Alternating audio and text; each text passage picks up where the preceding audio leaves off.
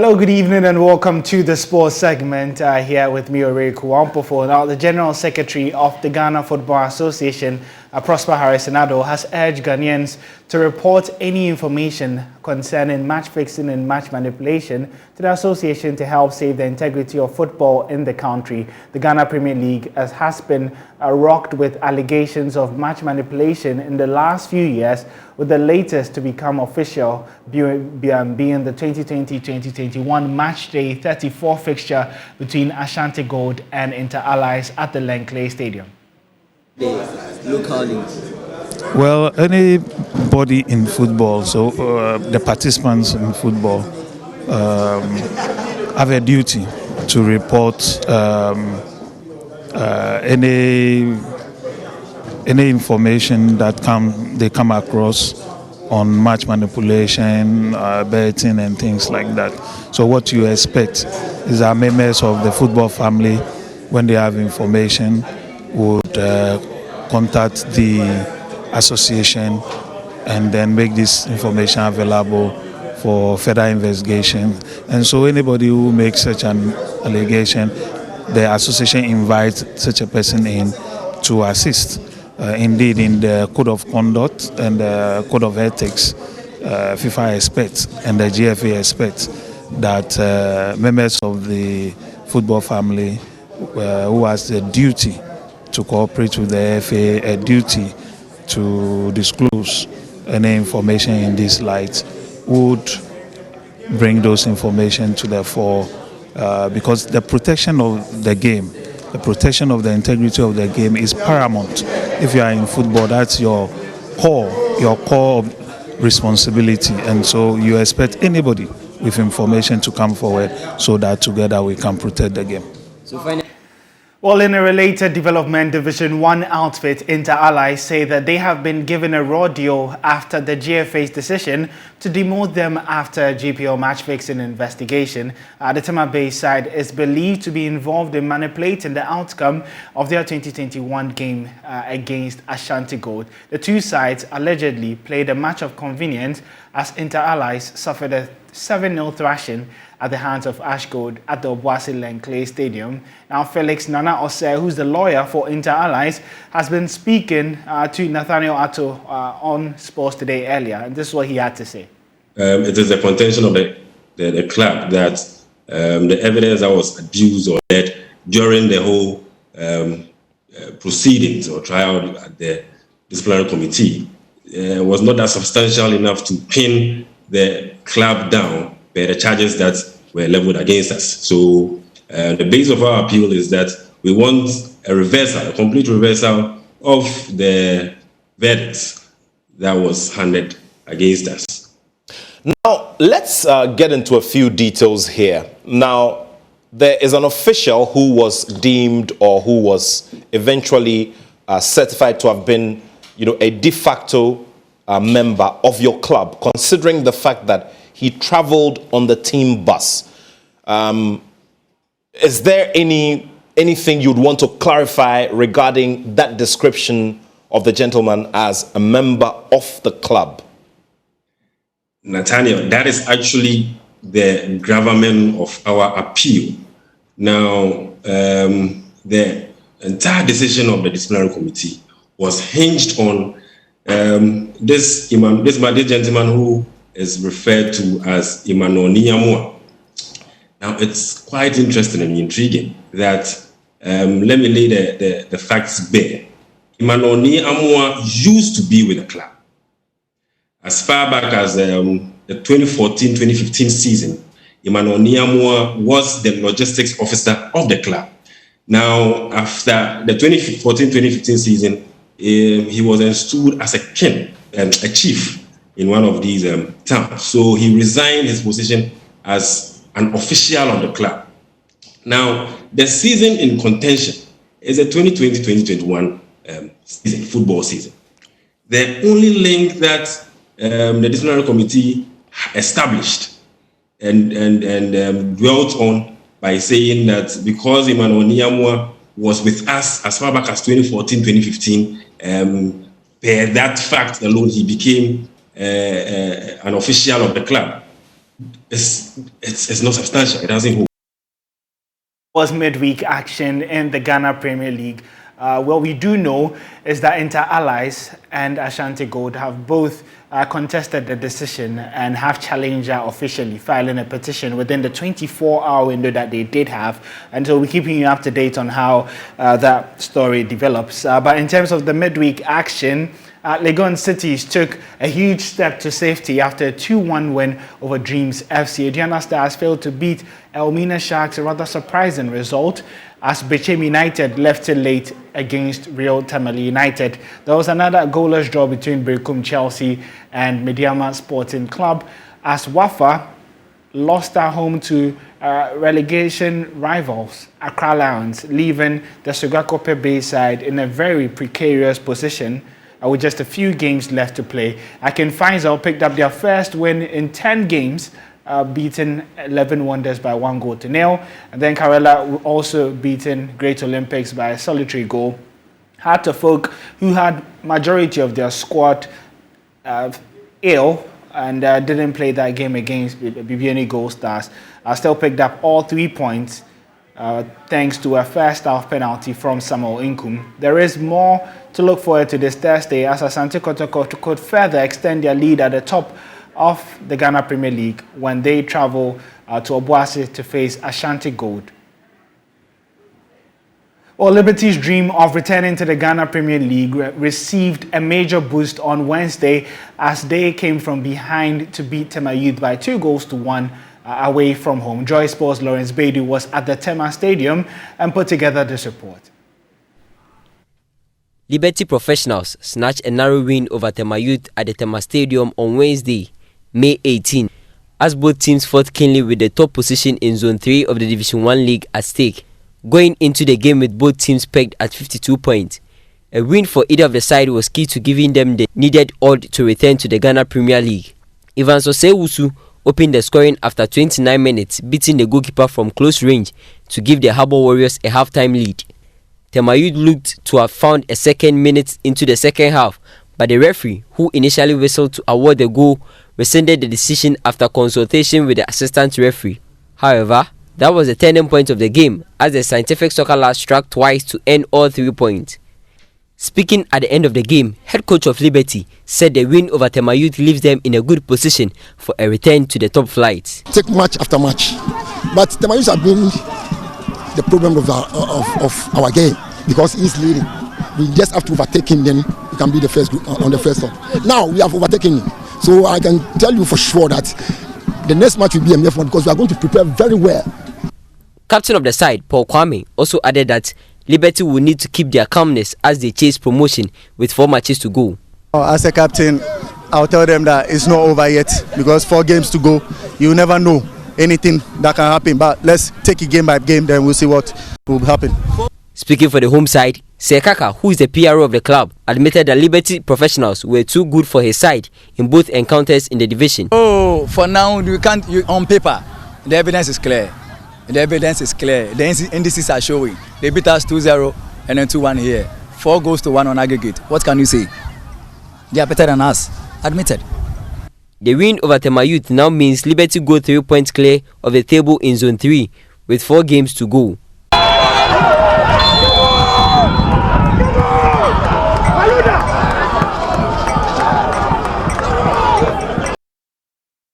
Some boxing now, where former WBO Super Bantamweight champion Isaac Dogbe will hold on for some time before entering a 4th fight in the featherweight division. This comes after the cancellation of a fight initially scheduled for this weekend here in Ghana. Dogbe, who is currently based in the United States, is on a path to regaining world championship status after losing to Mexican Emmanuel Navarrete. There's more details for you in the following Joy Sports report put together by Nathaniel Watto. Isaac the Royal Storm Dogbe did not give any specific reasons why he decided to cancel the bout. He announced this on his Twitter handle yesterday. And it reads, "With our deepest regrets, Team Dogbe writes to inform you about withdrawing from the contest which was initially scheduled to take place in Accra, Ghana on May 21, 2022 against Eugene, Lagos. Sincerest apologies to all parties affected. We are looking forward to announcing a new fight date very soon. Keep watching this space. And it's signed Team Dogbe Neho. So Isaac the Royal Storm Dogbe is looking forward to bouncing back once again. He won his last bout against Christopher Diaz, which was a defense for the NABF featherweight title, which he won in his last 2 bouts.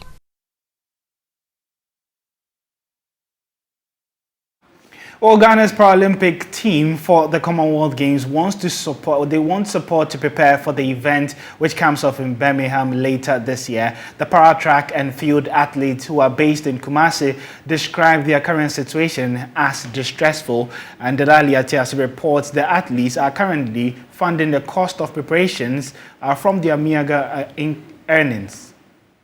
Behind me are athletes who will be representing Ghana at the Commonwealth Games in Birmingham between July and August this year. Captain of the team, Patrick Yao Obeng, has called on the Ministry of Sports and other relevant agencies for financial assistance to support their preparations. Last year, I need to say Commonwealth. We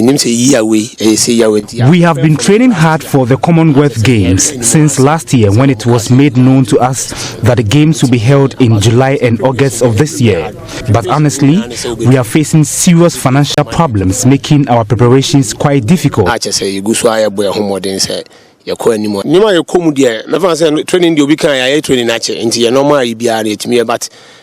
In terms of what to eat, how to get to the stadium every day for training, and many other things. First of all, most of us are family men with wives and children who are in school, but we have also taken it upon ourselves not to let our disability be a boundary to success. We have decided to strive hard to do our best for our country with virtually no support from anywhere. We are really suffering.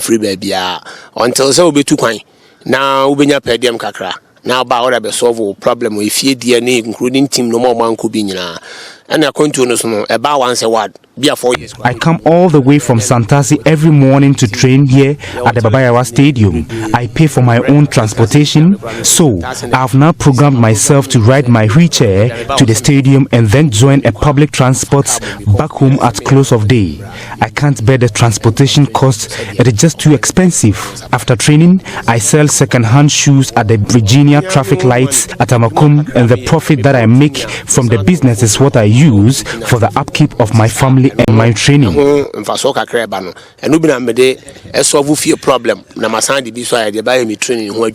Meanwhile, 2 female members of the team, Asana Awudu and Zinabu Issa, who have both qualified to participate in the Commonwealth Games, share the frustrations in preparing for the competition. They say, "Oh, kono yebeka say, oh kono yero hone nyameda by preparation ben." Right now, as we leave for the Commonwealth Games, the authorities will say, try and bring a medal home.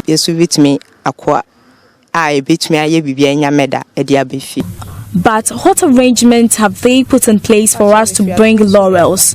So, we need support to help us train well and bring the medals home.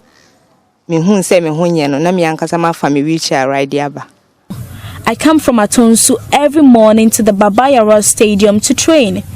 I pay for my own transportation every day to train, but on days when I don't have money, I have no option than to ride my wheelchair to the stadium. Every day after training, I help my husband with his shoemaking business, and that is the money I use for transportation. We plead with the government for some financial support. Chairman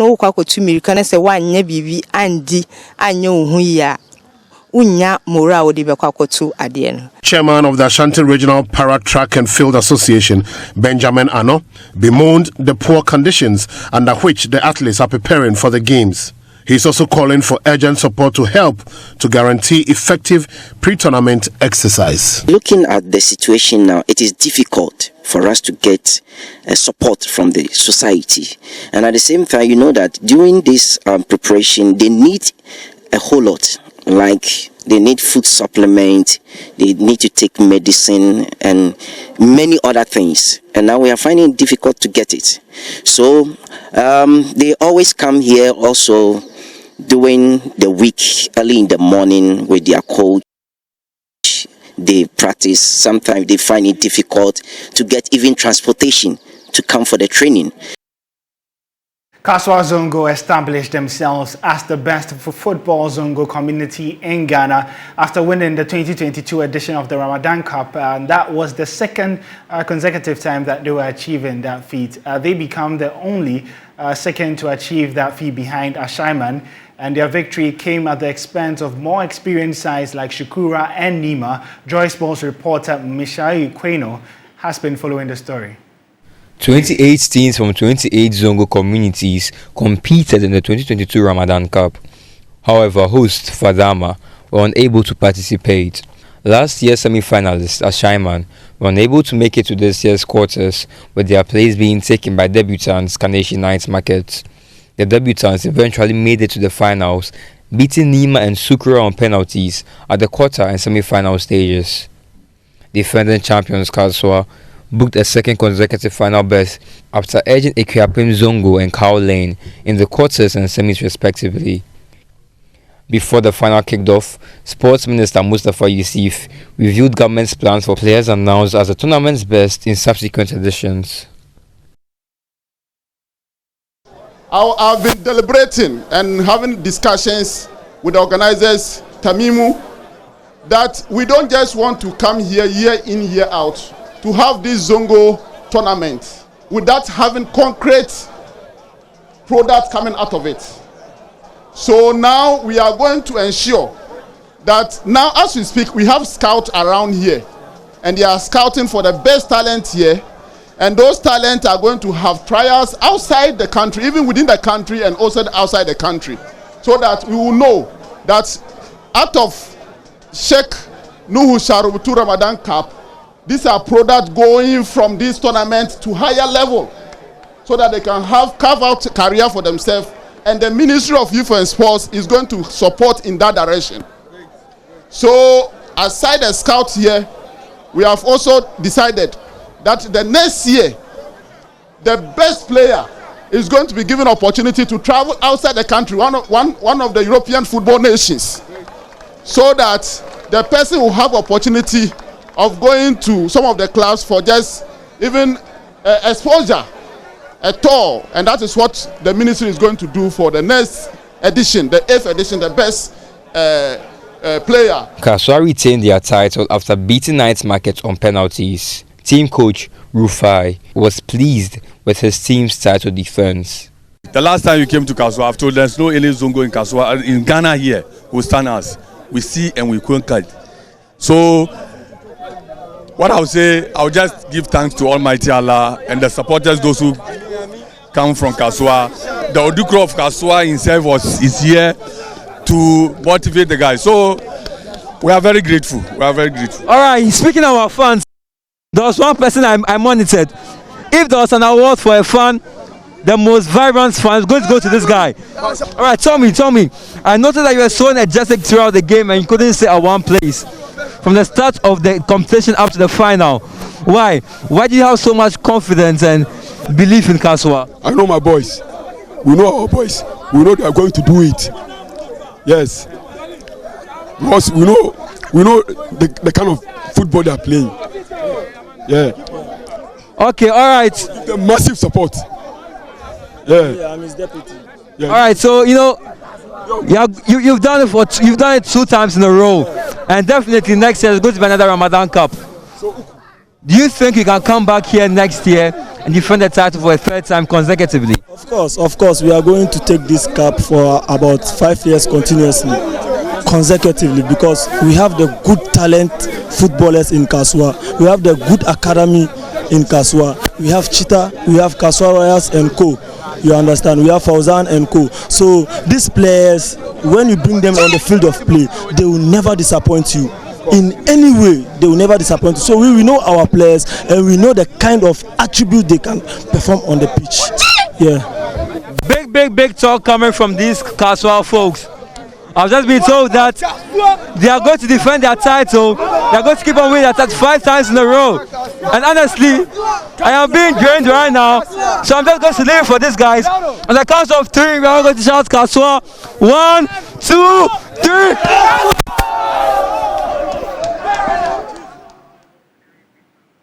Well, Kaswa definitely did walk the talk, and who can stop them? Well, we'll have to wait till the 2023 edition of the Ramadan Cup to find out. But before we go, Nairam Gadebeku, who has aspirations of becoming a tennis player in future, got to live his dream when he attended the Barcelona Open in April this year. The 6-year-old met his idols and shares what was an unforgettable experience for him with Joy Sports. Hello, Jessie, and I'm very excited. It is Christmas time.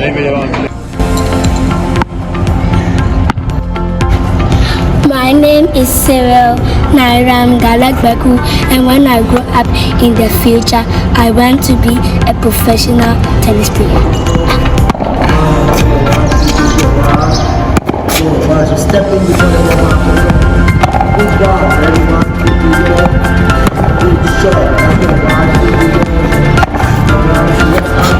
I find out how I was going to watch the Barcelona Open because my dad, he paid for the ticket to fly all the way to Barcelona so that I can watch the Barcelona Open. I was happy, excited, and I was kind of sad because my brother and my dad and my mom couldn't go, but I still had fun. Well, I was there for 7 days and I also played. My daddy bought me some toys and I also went to the match to also saw 2 tennis players play tennis. I watched Alcaraz, Tsitsipas, Demena, Kohlhoff, and Feliciano Lopez. And out of them, who was your favorite? Alcaraz. What is it about Alcaraz's game that you like?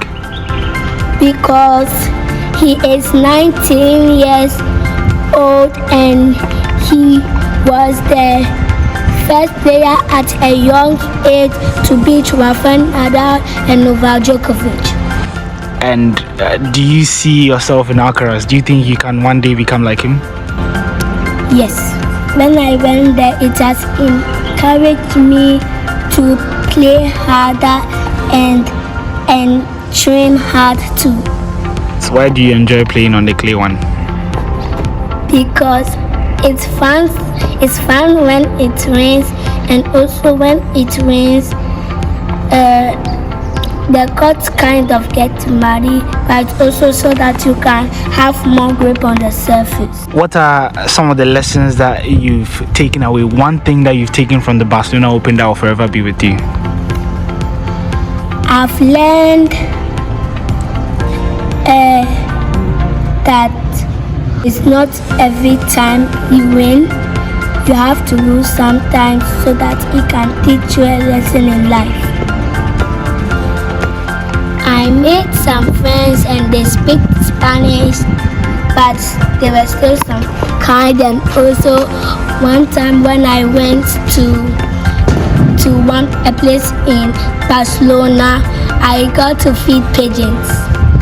Well, yes, I learned amigos and gracias. Amigos means friends, and gracias means thank you. And how was the Spanish food for you? I ate grilled chicken, fried potatoes, and pizza. Yeah, the Spanish food was really good. And the person who sang this ball for me was Alcaraz. And also, how did you feel when Alcaraz signed it for you? Happy, and they also signed the flag. The people who signed the flag was. Can you show me the signatures? Kohlhoff, Demena, and Feliciano Lopez. You can look. Okay. Yeah. It's on the other side.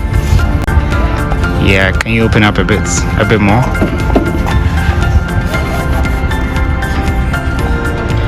Okay. You have to stretch a bit more there. Yeah. Okay. And I also want to play in the Barcelona match when I'm 16, and I'll also be #1 best. When they signed, people that you watch on TV signed the ball for you and your flag at that moment, what were you thinking? I was thinking that one day I will grow up to also be signing people's autograph, and when since I'm the prince of clay and Rafael Nadal is the king of clay, when Rafael Nadal retires, and also since I'm the prince of clay, I am going to be the king of clay.